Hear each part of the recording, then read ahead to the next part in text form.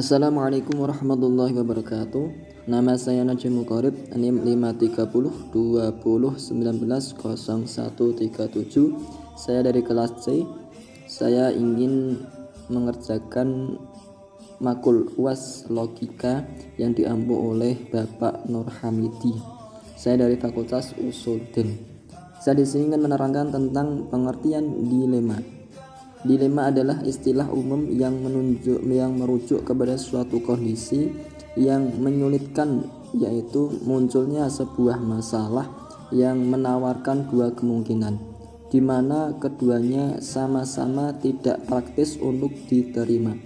Dalam pengertian lain, dilema juga dapat dimaknai sebagai situasi sulit yang mengharuskan orang menentukan pilihan antara dua kemungkinan yang sama-sama tidak menyenangkan atau tidak menguntungkan. Situasi yang sulit dan membingungkan, dilema dapat terjadi dalam keluarga, persahabatan, minat, dan lain-lainnya, yang semuanya menyebabkan seseorang sulit untuk mengambil keputusan.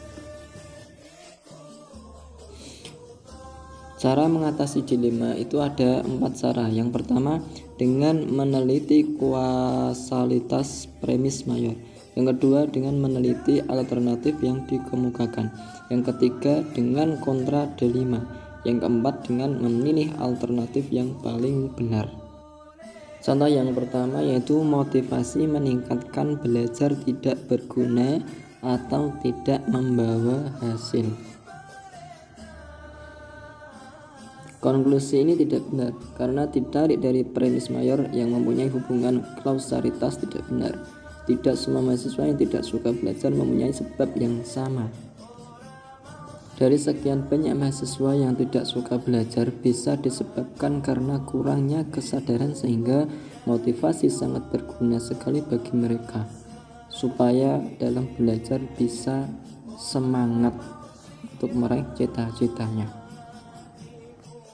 Yang kedua yaitu dengan meneliti alternatif yang dikemukakan. Contoh, pilihlah Soekarno atau biarkan negara ini hancur.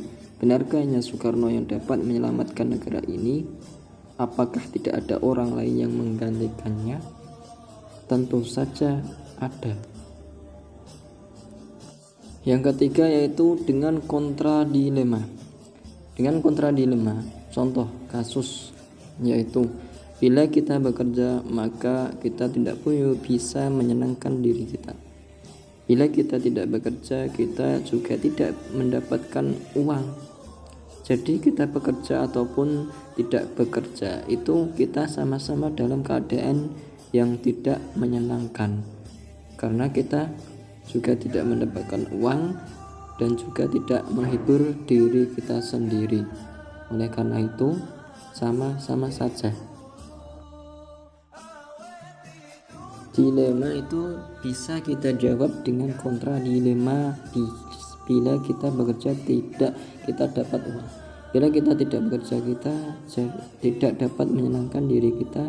Jadi bekerja atau tidak menyenangkan kita. 4. Dengan memilih alternatif yang paling benar. Contoh, apabila Anda masih tercatat sebagai pegawai negeri, maka Anda menduduki jabatan tertinggi pada suatu perusahaan, maka Anda harus melepas status Anda sebagai pegawai negeri, sementara Anda berat melepas pekerjaan yang ada di suatu perusahaan. Yang bisa saya sampaikan atau bisa saya terangkan hanya itu saja. Apabila dari saya ada kekurangan dalam menyampaikan, saya minta maaf yang sebesar-besarnya. Dari saya akhiri. Wallahu muwaffiq ila aqwamit thoriq. Wassalamualaikum warahmatullahi wabarakatuh.